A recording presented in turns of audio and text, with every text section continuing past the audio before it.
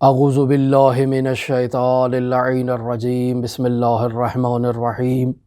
الحمد للہ رب العالمین الصلاة والسلام علی اشرف الانبیاء والمرسلین وعلی آلہ الطیبین الطاہرین المعصومین الذین اذہب اللہ عنہم الرجس وطہرہم تطہیرا اما بعد قال رسول اللہ صلی اللہ علیہ وآلہ وسلم اِنَّا لِقَتْلِ الْحُسَيْنِ حَرَارَةً فِي قُلُوبِ الْمُؤْمِنِينَ لَا تَبْرُدُ أَبَدًا۔ حضرت سید الشہداء کی مظلومیت کے ان ایام میں ہماری آپ کے ساتھ گفتگو عرفان عزا کے عنوان سے جاری ہے، اور اب تک ہم نے آپ کی خدمت میں مجالس عزا کے کچھ آداب بیان کیے۔ یہی موضوع کمپلیٹ کرتے ہیں، اور ہم نے اپنی گزشتہ گفتگو میں آپ کی خدمت میں اس مطلب کو بیان کیا کہ حضرت سید الشہداء علیہ آلاف و تحیت و ثنا کی مظلومیت کے ان ایام میں تمام عزاداروں کو، تمام عاشقان حسین ابن علی کو، تمام عقیدت مندوں کو یہ چاہیے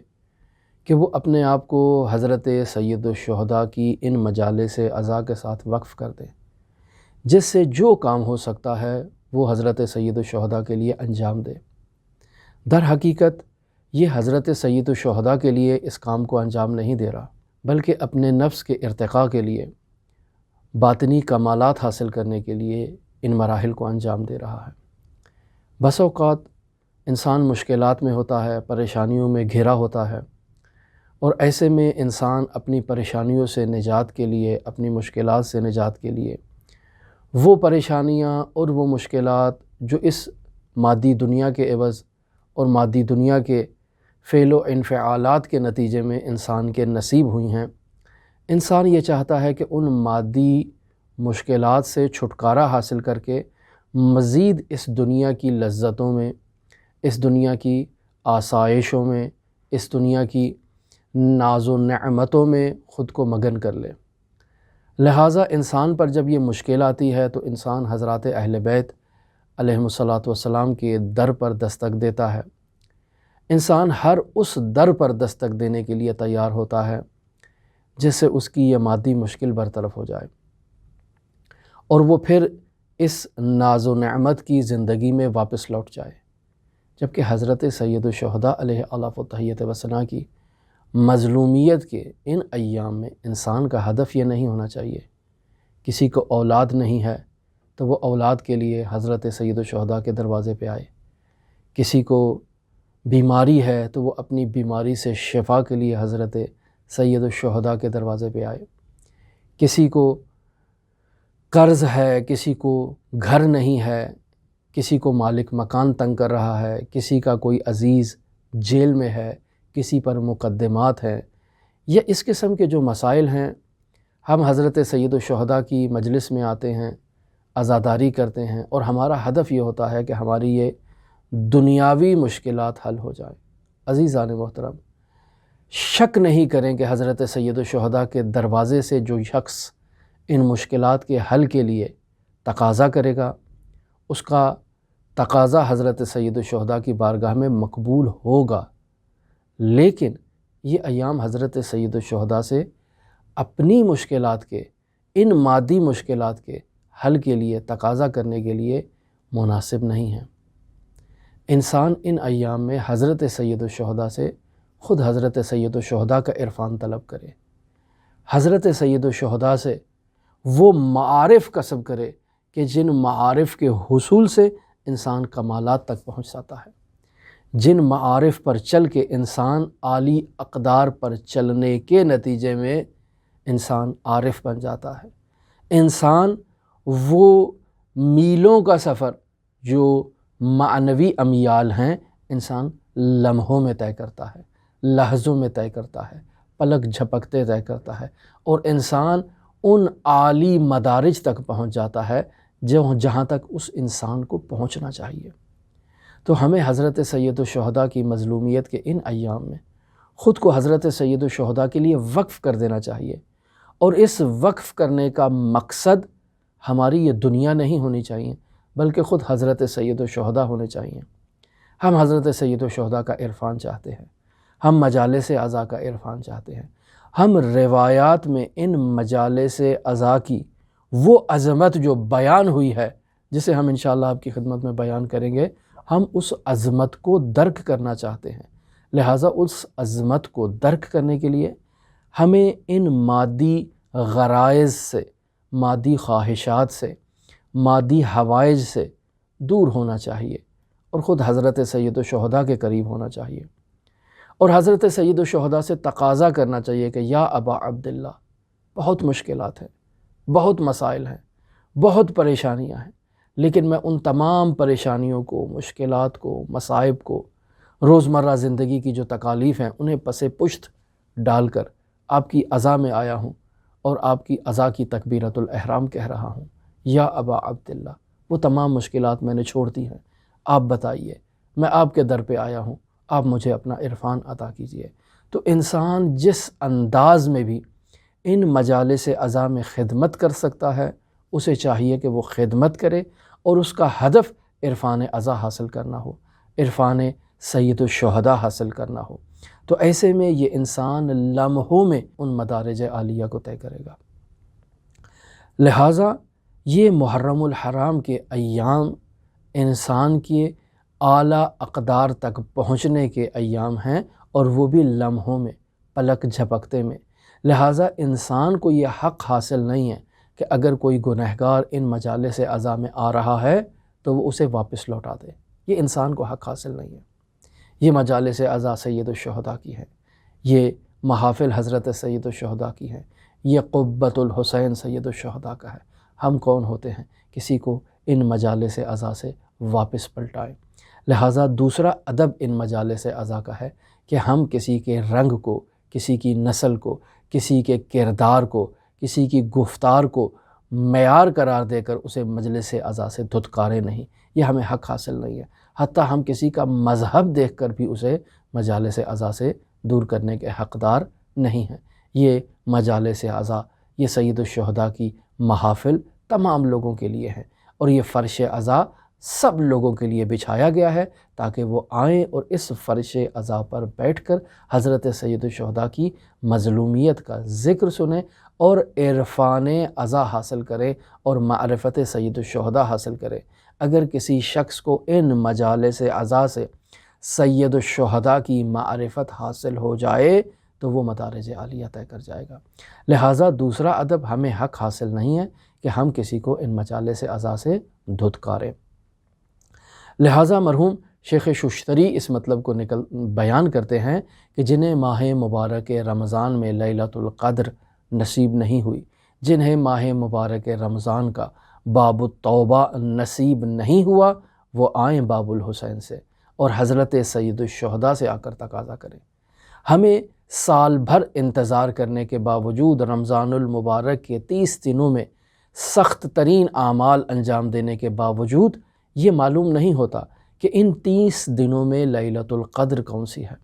کس رات ہمیں زیادہ دعائیں کرنا ہے، کس رات ہمیں زیادہ اپنے مقدرات کی احسن تقدیر کا مطالبہ کرنا ہے، یہ ہمیں معلوم نہیں ہوتا ہے۔ لیکن 100% یقین ہے کہ جہاں پر بھی قبہ حسین دائر ہے وہاں ہمارے مقدرات طے کر دیے جائیں گے، لکھ دیے جائیں گے، اور ہمیں ان عالی اقدار تک منتقل کر دیا جائے گا۔ اگر کوئی مادیات کے لیے بھی ان مجالس عزا میں اور ان قبہ حسین میں داخل ہوتا ہے اور آ کر حسین ابن علی سے اپنی ان مادیات کا تقاضا کرتا ہے تو حضرت سید الشہداء وہ مادیات بھی اسے عطا کر دیتے ہیں، لیکن ہم ان مادیات کے لیے نہیں آ رہے۔ عرفان عزا یہی ہے کہ حسین کی مجلس میں حسین کے لیے آیا جائے، حسین کی مجلس میں معرفت حسین کے لیے آیا جائے، حسین کی مجلس میں معرفت مجلس عزا کے لیے آیا جائے، اور آداب مجلس عزا کی رعایت کی جائے۔ لہٰذا آداب مجلس عزا میں پہلا ادب یہی واقعہ ہوگا کہ انسان کو طہارت کے ساتھ آنا چاہیے، چاہے وہ طہارت ظاہری ہے، چاہے وہ طہارت باطنی ہے۔ طہارت ظاہری کے لیے ہم نے عرض کیا کہ انسان پر اگر غسل واجب ہے تو غسل کر کے آئے، اور اگر انسان کے لیے وضو کرنا لازم ہے تو انسان وضو کر کے آئے، وگرنہ ہم بیان کر چکے کہ انسان کو اپنے 24 گھنٹے باوضو رہنا چاہیے۔ لہٰذا یہ علماء کی زندگی میں مشاہدہ کیا جاتا ہے، حتیٰ کہ حضرات ائمہ معصومین علیہم الصلاۃ والسلام اس بات کی ترغیب دلاتے ہیں کہ انسان ہمیشہ باوضو رہے، اور ہمارے علماء تو یہاں تک بھی کرتے تھے کہ جب سوتے تھے تو اپنے بستر کے قریب پانی رکھتے تھے کہ جیسے ہی وہ بیدار ہو فوراً پہلا کام ان کا یہ ہو کہ وہ اپنے آپ کو طاہر کرے، وہ وضو کرے، اور وضو کر کے وہ پاکیزہ ہو کر خداوند متعال کی بارگاہ میں بیدار ہو اور خداوند متعال کا ذکر بجا لائیں، ان کا ہر سانس ذکر الہی شمار ہو، اور وہ ذکر الہی وضو کے ساتھ ہو۔ تو ہم تو سید الشہداء کی مجلس میں جا رہے ہیں، جب سید الشہداء کی مجلس میں جا رہے ہیں تو بغیر وضو کیسے ہو سکتا ہے؟ آپ تو جانتے ہیں کہ وضو کے بغیر عبادات درست نہیں ہیں۔ نماز میت وہ تنہا عمل ہے جس کی اجازت دی گئی ہے کہ انسان بغیر وضو کے اس نماز میت کو، چونکہ دعائیں ہیں، انسان اسے ادا کر سکتا ہے، لیکن اگر انسان اسے بھی باوضو ہو کر ادا کرے تو یہ انسان کے معرفت رکھنے کی ایک دلیل ہے۔ لہٰذا ان مجالس عزا میں باوضو ہو کر پاکیزہ ہو کر آئیں، جو لباس بھی پہنا ہے، جس رنگ کا لباس بھی پہنا ہے، وہ پاکیزہ ہونا چاہیے۔ بطور معمول اگر مجالس عزا میں آ رہے ہیں تو عرفان عزا یہ ہے کہ حضرت سید الشہداء کی ان مظلومانہ مجالس میں شرکت کے لیے سیاہ لباس انسان زیب تن کرے، لہٰذا خود کو عزادار بنائے۔ یہ تباقی کا مصداق ہے، من بقا او ابقا او تباقا وجبت لہ الجنہ۔ جو حضرت سید الشہداء کی ان مظلومیت کے ایام میں حضرت سید الشہداء کی مظلومیت کی خاطر گریہ کرتا ہے، لوگوں کو رولاتا ہے یا رونے کی شکل بنا لیتا ہے، یعنی ایک ایسا انداز اور ایسا حلیہ اپنا لیتا ہے جس سے کہا جائے کہ یہ شخص عزادار ہے، یہ شخص حضرت سید الشہداء کی مظلومیت پر گریہ کر رہا ہے، یہ تباقی کے مصادیق ہیں۔ لہٰذا یہ بینر لگانا تباقی کا مصداق ہے، یہ سبیلے لگانا تباقی کا مصداق ہے، یہ سیاہ کپڑے پہننا یہ تباقی کا مصداق ہے۔ لہٰذا بیان ہوا کہ من بقا او ابقا او تباقا وجبت لہ الجنہ، ان تمام افراد پر جنت واجب ہے۔ من عمومیت رکھتا ہے، اس میں کسی قسم کی کوئی قید نہیں لگائی گئی۔ البتہ دوسری روایات کو اس کی تفسیر میں لایا جا سکتا ہے، اس میں کوئی شک نہیں ہے، لیکن اس روایت میں من عمومیت رکھتا ہے۔ لہٰذا اگر ہم اس من کو اسی عمومیت کے ساتھ لے لیں تو اس سے یہی نتیجہ نکلتا ہے کہ جو بھی حضرت سید الشہداء کی ان مجالس عزا میں جہاں قبۃ الحسین دائر ہے، جو شخص بھی آ جائے حسین ابن علی اسے اپنی آغوش میں لے لیتے ہیں اور اسے کمالات عطا کرتے ہیں۔ اگر اس کی دنیاوی حاجت ہے تو اسے دنیاوی حاجت بھی عطا کرتے ہیں، لیکن ہمارا یہ ہدف ہے کہ ہم ان مجالس عزا میں حسین ابن علی کی خاطر آئیں، عرفان عزا کو درک کرنے کے لیے آئیں۔ لہٰذا عرفان عزا میں یہ ضروری ہے، آداب عزا میں یہ ضروری ہے کہ انسان باوضو ہو کر اس مقدس ترین عبادت کو انجام دینے کے لیے ان مجالس عزا میں آئے، قبۃ الحسین کے نیچے آئے اور آ کر عرفان عزا حاصل کرے۔ یہ ظاہری طہارت ہے۔ باطنی طہارت انسان خود کو گناہوں سے پاک کر کے آئے۔ انسان ان مجالس عزا میں شریک ہونے سے پہلے حضرت سید الشہداء سے ایک توسل کرے، حضرت صدیقہ طاہرہ فاطمہ زہرا سلام اللہ علیہا سے توسل کرے، دل میں ایک توسل کرے، کہے بی بی میں آپ کے فرزند کی مجلس میں جا رہا ہوں، میں گنہگار ہوں، آلودہ ہوں، اور اس مجلس میں تو بی بی آپ نے آنا ہے، آپ تو تطہیر کا مصداق ہے، بی بی مجھے پاک کر دیں تاکہ میں اس مجلس میں آؤں جس مجلس میں آج آپ بھی آ رہی ہیں، جس مجلس میں علی مرتضیٰ بھی موجود ہیں، جس میں سرور کونین بھی موجود ہیں، جس میں حضرت حسن مجتبیٰ اور حضرت حسین شہید کربلا بھی موجود ہیں، جس میں حضرت صاحب العصر والزمان بھی موجود ہے۔ بی بی ان پاک ہستیوں کے ہوتے ہوئے میں اس مجلس میں اپنے ان باطنی گناہوں کے ساتھ اور باطنی آلودگی کے ساتھ کیسے حاضر ہو سکتا ہوں؟ بی بی مجھے پاک کیجئے، میری شفاعت کیجئے خداوند متعال کے حضور۔ استغفر اللہ ربی و اتوب الیہ، استغفر اللہ الذی لا الہ الا هو الحی القیوم الرحمن الرحیم بدیع السماوات والارض من جمیع ظلمی و جرمی و اسرافی علی نفسی و اتوب الیہ، انسان اپنے آپ کو پاکیزہ کرے باطنی طور پر، اور حضرت صدیقہ طاہرہ سے توسل کرے کہ میں آنا چاہتا ہوں، میری شفاعت کیجئے کہ خداوند متعال میرے تمام گناہوں کو معاف کر دے، اور میں پاکیزہ ہو کر اس مجلس اعزا میں شریک ہوں جس میں آپ پاکیزہ ہستیاں شریک ہو رہی ہیں، اور اس مجلس اعزا میں شریک ہو کر عرفان اعزا اور معراج اعزا کو حاصل کر سکوں۔ لہٰذا یہ ہمارا وظیفہ ہے کہ ہم توسل کریں اور باطنی طور پر پاکیزہ ہونے کے لیے استغفار کریں، اور پھر ان مجالس اعزا میں شریک ہو۔ اب جب انسان اس باطنی طہارت کے ساتھ ان مجالس اعزا میں شریک ہونا چاہتا ہے تو ہم نے عرض کیا کہ شدید مراقبے کی ضرورت ہے۔ جس طرح لیلۃ القدر کے لیے علماء مراقبہ کرتے ہیں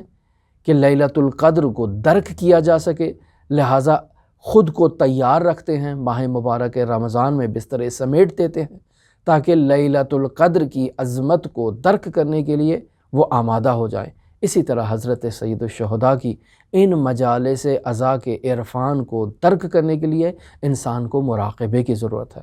یعنی انسان ان اپنی آنکھوں سے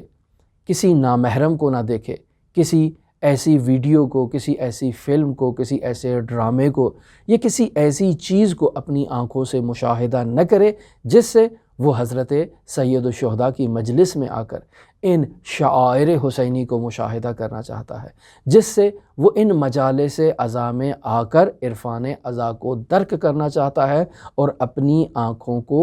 وضو دینا چاہتا ہے حضرت سید الشہداء کی مظلومیت کے آنسوؤں سے۔ لہٰذا اپنی آنکھوں کا خیال رکھنا چاہیے۔ اگر یہ آنکھیں آلودہ ہوں گی تو حضرت سید الشہداء کی ان مجالس میں گریہ نصیب نہیں ہوگا۔ لہٰذا انسان کو اپنے کلام میں قلت لانی چاہیے اور کمی کرنی چاہیے۔ انسان جو پرحرفی کرتا ہے، جو لغویات کرتا ہے، جو غیبت کرتا ہے، جو ایک دوسرے پر تہمت لگاتا ہے، بہتان تراشی کرتا ہے، ان سب سے اجتناب کرنا چاہیے۔ یہ پہلے سے اجتناب کرنا چاہیے تاکہ اسے عرفان اعزا نصیب ہو۔ قلت طعام انسان کو کم کھانا چاہیے۔ اگر انسان پہلے سے محرم الحرام کے آغاز سے پہلے ایک 40 دن حد اقل خود کو تیار کرے حضرت سید الشہداء کی ان مجالس کے لیے، جس میں انسان کم کھانا کھائے، 40 دن کا ایک عمل کرے کہ میں کم کھانا کھاؤں گا حضرت سید الشہداء کے عرفان اعزا کو درک کرنے کے لیے۔ انسان ان چیزوں کو جو آلودہ ہیں ان سے اپنے بدن کو آلودہ نہ کرے، چونکہ اس نے عرفان اعزا کو درک کرنا ہے۔ جب کم کھائے گا تو کم کھانے کے نتیجے میں قلت کلام بھی اس کی آئے گی، یعنی وہ خود بخود ایک باطنی طور پر حضرت سید الشہداء کے ساتھ انس اختیار کرے گا اور کم گفتگو کرے گا۔ اس کے یہ 40 دن حضرت سید الشہداء کے حضور پہنچنے کے لیے تدبر میں گزریں گے، بے تابی میں گزریں گے، اور وہ سوائے ذکر الہی کے اور کوئی ذکر اپنی زبان پر جاری نہیں کرے گا۔ جب انسان نے قلت طعام کی، جب انسان نے قلت کلام کی، جب انسان نے شدید مراقبہ کیا، تو اب آ کر دیکھیں اسے کثرت بکا نصیب ہوگی، اسے عرفان اعزا نصیب ہوگا، اسے حضرات ائمہ معصومین علیہم الصلاۃ والسلام کا حضور نصیب ہوگا، اور وہ لمحے میں عالی مدارج تک اور عالی مقامات تک پہنچے گا۔ ہم نے گزشتہ روز عرض کیا مرحوم آیت اللہ شیخ محمد تقی بہجت فومنی رحمۃ اللہ علیہ سے اس مطلب کو کہ جب رضا خان پہلوی نے باقاعدہ مجالس اعزا، ذکر اعزا پر پابندی عائد کر دی، تو ایسے میں زعیم حوزہ علمیہ قوم شیخ عبد الکریم حائری شدید پریشان ہو گئے۔ کسی نے کہا معمولی سا تو ایک مستحب ہے، کہا نہیں، یہ مستحب عمل معمولی نہیں ہے، یہ ایک ایسا عمل ہے جس سے ہزاروں واجبات سرچشمہ لیتے ہیں، اور اگر عزاداری کسی دور میں مستحب تھی تو عزاداری آج واجب ہے۔ کس نے کہا یہ عزاداری مستحب ہے؟ لہٰذا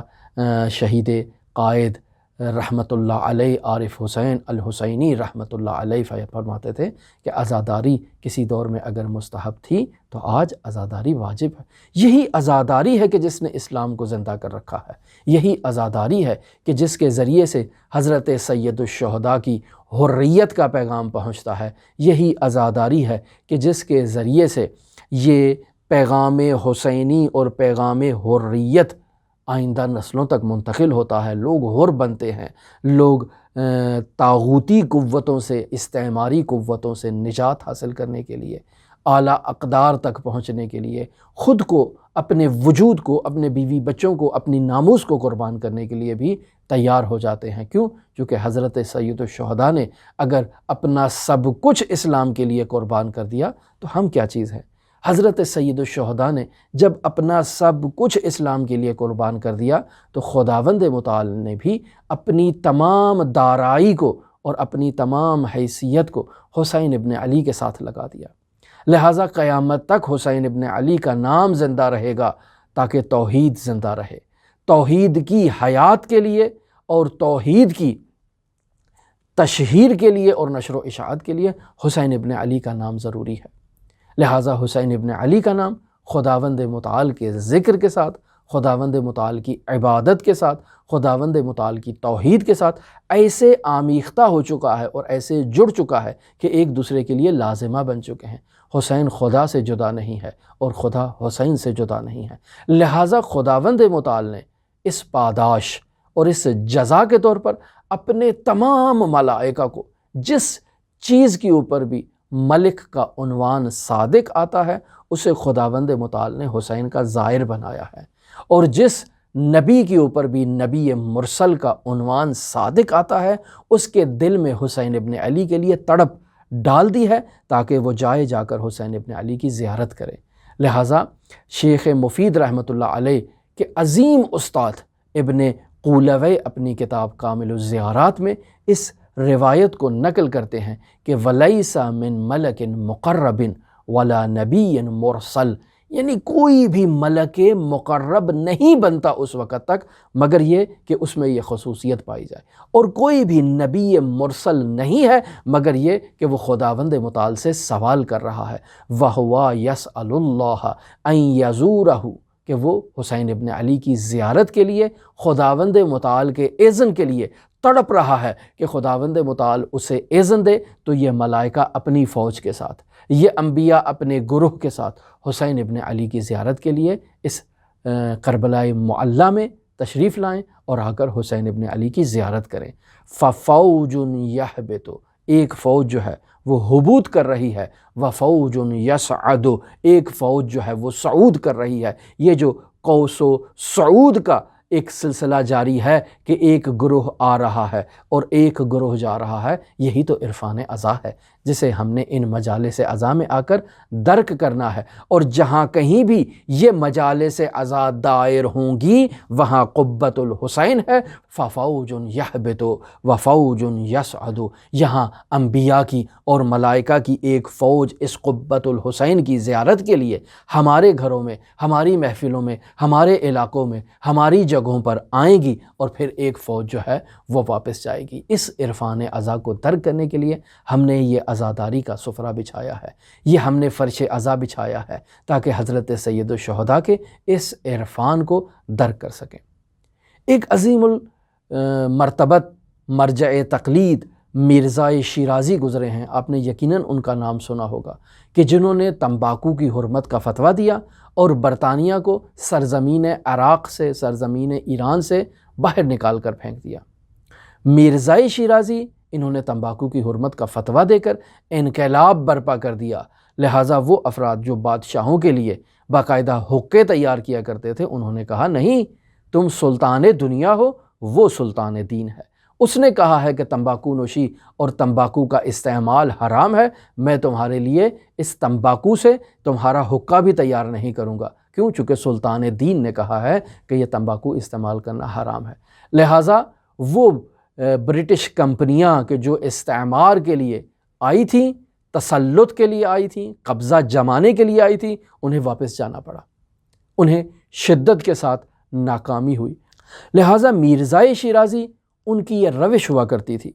کہ وہ جب بھی درس خارج دیا کرتے تھے تو اپنے درس خارج سے پہلے مجلس عزا منعقد کیا کرتے تھے۔ اپنے شاگردوں میں کسی ایک جلیل القدر شاگرد سے کہا کرتے تھے کہ 5 منٹ حضرت سید الشہداء علیہ آلاف التحیت و ثنا کی مظلومیت کو بیان کرے اور پھر اس کے بعد درس خارج کا آغاز ہوتا، تاکہ درس خارج میں ایک معنویت ہو، ایک تقدس ہو، اور یہ جو قبۃ الحسین دائر ہو جائے، یہ تمام درس خارج میں بھی دائر رہے، ان کا نفس حضرت سید الشہداء کی مظلومیت کی اس مجلس میں جو دائر قبہ ہے اس کے اندر گزرے، اور عرفان ازا کے ساتھ وہ دین کا درس حاصل کریں حضرت سید الشہداء کی بدولت۔ ہم اپنی گزشتہ مجالس میں اس مطلب کو آپ کی طرف نقل کر چکے کہ ہمارے مراجع تقلید کی یہ سنت رہی ہے کہ وہ نماز کے لیے جب کھڑے ہوتے ہیں، جب تکبیرۃ الاحرام کہتے ہیں، تو اس تکبیرۃ الاحرام کو کہنے سے پہلے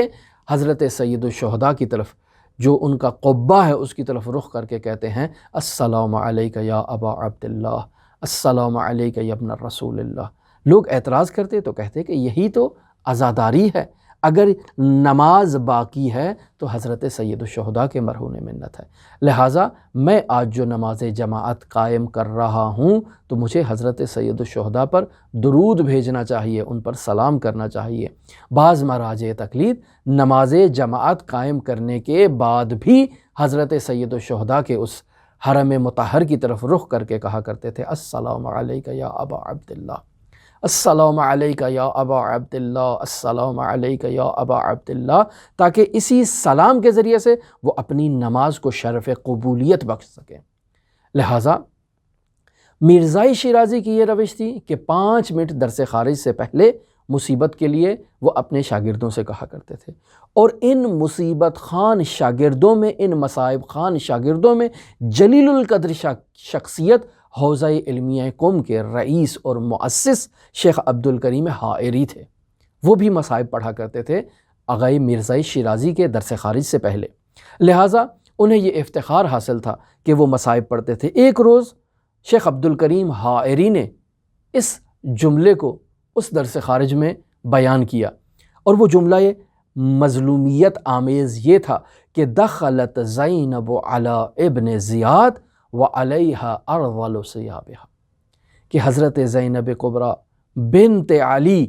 وہ زینب کبریٰ کہ جس کے والدین کو اس سرزمین پر معنوی اور ظاہری حکومت حاصل ہے، وہ زینب کبریٰ آج ابن زیاد کے دربار میں ایک ایسی حالت میں اور ایک ایسے عالم میں لائی جا رہی ہے کہ اس کے لباس مندرس ہیں، اس کے لباس پرانے ہیں، اس کے لباس جو ہیں وہ قدیمی لباس ہیں۔ تو ایسے میں آیت اللہ میرزائی شیرازی نے شدید گریہ کیا، ایک ایسا ماحول طاری ہو گیا اس مجلس عزا میں اور اس عظیم المرتبت درس خارج میں کہ مرزائی شیرازی نے کہا کہ بس آغائی حائری، یہ جو آج آپ نے جملہ پڑھا ہے مجھے آپ نے تڑپا دیا ہے، اس جملے کے آگے اور کسی مصیبت اور مظلومیت کو بیان کرنے کی ضرورت نہیں ہے، بس آج آپ نے مظلومیت تمام کر دی۔ اس قدر گریہ کیا شیخ عبدالکریم حائری کے اس جملے پر، مؤسس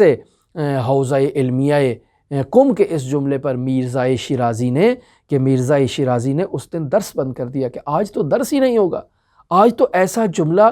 نقل کر دیا ہے شیخ عبدالکریم حائری نے کہ اس جملے کے بعد تو دیگر ہمارے درس خارج کی گنجائش ہی نہیں ہے۔ سب سے بڑا درس خارج تو یہی ہے کہ اس کی معرفت حاصل کی جائے کہ دخلت زینب علی ابن زیاد وعلیہ ارذل ثیابہا، کہ وہ زینب کبریٰ،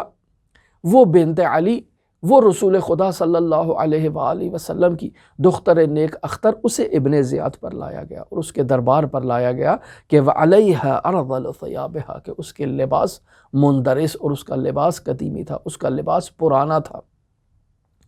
تو عزیزان محترم، حضرت سید الشہداء کے عرفان کو درک کرنے کے لیے انہی مجالس عزا میں شرکت کرنا یہ بہت ضروری ہے۔ بس اوقات ہم اپنے معاشرے میں ایک مذموم عمل کو مشاہدہ کرتے ہیں، اور وہ مذموم عمل یہ ہے کہ بس اوقات لوگ حضرت سید الشہداء کی مظلومیت کے الفاظ اور مصائب کے الفاظ سے آپس میں ایک دوسرے کے ساتھ تمسخر کرتے ہیں، مزاح کرتے ہیں۔ عزیزان، یہ بہت عظیم گناہ ہے۔ آپ کی جو توفیقات سلب ہو رہی ہیں، آپ جو آلودہ ہو رہے ہیں اپنی زندگی میں، انہی الفاظ کی وجہ سے ہے کہ جو آپ اپنی زندگی میں جاری کرتے ہیں۔ ہم نے اکثر سنا ہے لوگوں سے، مثلا بالخصوص میں عرض کروں، میں نے اہل علم سے اس مطلب کو بہت سنا ہے اور دل کو بہت تکلیف ہوتی ہے۔ مثلا دسترخوان لگایا جا رہا ہے اور کسی شخص کو بلایا جا رہا ہے اور کہا جا رہا ہے کہ آئیں، دسترخوان بچھ چکا ہے، آ کر اس دسترخوان سے آپ استفادہ کریں، اور وہ شخص اگر کسی کام میں مصروف ہے اور نہیں آ رہا تو ہم اسے کہتے ہیں کہ جلدی آؤ ورنہ لاشوں پر گھوڑے بھاگ جائیں گے۔ یہ عزیزان، یہ کیا ہماری پست فطرتی ہے کہ ہم ایسے الفاظ کو جو حضرت سید الشہداء کی مظلومیت سے تعلق رکھتے ہیں ان کو مزاح کے طور پر آپس میں استعمال کرتے ہیں۔ یقیناً آپ نے بھی مشاہدہ کیا ہوگا اپنے معاشرے میں لوگوں کو ایسے الفاظ کے استعمال سے جنہیں وہ مجالس عزا میں حضرت سید الشہداء کی مظلومیت کے لیے بیان کرتے ہیں، اور پھر عام روٹین لائف میں اپنی زندگی میں انہی الفاظ سے مزاح کرتے ہیں، تمسخر اڑاتے ہیں۔ تو عزیزان، کیا نصیب ہوگا؟ اسی وجہ سے تو ایسے علماء کو کچھ نصیب نہیں ہو رہا ہے، اسی وجہ سے تو ہماری یہ حالت ہے کہ ہمارے اندر انقلاب برپا نہیں ہو رہا۔ عرفان عزا سے اور عرفان سید الشہداء سے ہم محروم ہیں، وگرنہ آپ دیکھیں ہمارے مراجع تقلید کی آج بھی یہ روش ہے۔ قدیم کی بات نہیں کر رہا ہوں میں، کوئی قصے اور کہانیاں نہیں سنا رہا ہوں، یہ آج بھی مراجع تقلید کی روش ہے کہ ان کے دفاتر میں، ان کے گھروں میں ہر جمعرات کو مجالس عزا منعقد ہوتی ہے، ہر جمعرات کو بلا استثناء۔ اب مراجع تقلید کی فہرست مرتب کر لیں اور اس مرجع تقلید جو آپ نے فہرست مرتب کی ہے، ترتیب وار آپ اس کی زندگی کو مطالعہ کریں، دیکھیں آیا اس کی زندگی میں مجالس عزا ہیں یا نہیں ہیں۔ ہمارے مراجع تقلید ہر جمعرات کو اپنے گھر میں مجلس عزا منعقد کرتے تھے، کرتے ہیں اور کرتے رہیں گے۔ میرا سوال یہ پیدا ہوتا ہے کہ میں انہی مراجع تقلید کا شاگرد ہوں، ہمارے جو پاک و ہند کے جتنے بھی علماء ہیں وہ انہی مراجع تقلید کے شاگرد ہیں، انہی کے درس سے فیض درس حاصل کرتے ہیں، عرفان عزا انہی سے سیکھتے ہیں۔ لیکن جب ہم اپنے وطنوں میں جاتے ہیں تو ہم کیوں مجالس عزا منعقد نہیں کرتے؟ ہم صرف مجلس پڑھنے کے لیے ہیں، صرف نیاز وصول کرنے کے لیے ہیں۔ میں بانی عزا کیوں نہیں بن سکتا؟ میں حضرت سید الشہداء کی مظلومیت کا بانی قرار کیوں نہیں پاتا؟ میرا افسوس اس مقام پر ہے کہ ہمارے علماء بانی عزا کیوں نہیں ہیں، ہمارے علماء کیوں فرش عزا کو نہیں بچھاتے، جبکہ حوزہ علمیہ میں باقاعدہ تربیت ہی اسی مطلب کی حاصل کرتے ہیں کہ ان کے عزیز اور کریم اساتید کی یہ روش رہی ہے کہ وہ ہر جمعرات کو اپنے گھر میں مجلس عزا کو منعقد کیا کرتے ہیں۔ وہ اپنے درس سے پہلے یا درس کے بعد مصیبت حضرت سید الشہداء کو منعقد کرتے ہیں۔ وہ ہر مصیبت کے دن میں درس کی چھٹی کر دیتے ہیں کہ آج تو صرف اور صرف عزاداری کا دن ہے، لہٰذا حضرات ائمہ معصومین علیہم الصلوۃ والسلام کی شہادت کے ایام میں حوزہ علمیہ کی تعطیل ہوتی ہے۔ تو ایسے میں ہم لوگ اس عرفان عزا کو لے کر ہندوستان یا پاکستان یا اپنے وطن یا اپنے گھروں میں کیوں نہیں جاتے ہیں؟ ہم فرش عزا کیوں نہیں بچھاتے؟ یقینی بات ہے ہم نے وہ عرفان عزا اپنے اساتید سے حاصل نہیں کیا۔ ہماری دعا ہے کہ خداوند متعال ہمارے اس ذکر کو اپنی بارگاہ میں قبول و مقبول فرمائے، اور حضرت علی ابن موسیٰ الرضا علیہ آلاف التحیت و ثنا کو ہمارے اس ذکر سے راضی و خوشنود فرما کر انہیں ہمارا شفیع قرار دے، اور وہ حضرت صاحب العصر والزمان کے حضور، حضرت سید الشہداء کے حضور ہماری شفاعت کریں اور ہم بھی عرفان عزا کو درک کر سکیں۔ اللہم صلی علی محمد و آل محمد وعجل فرج قائم آل محمد۔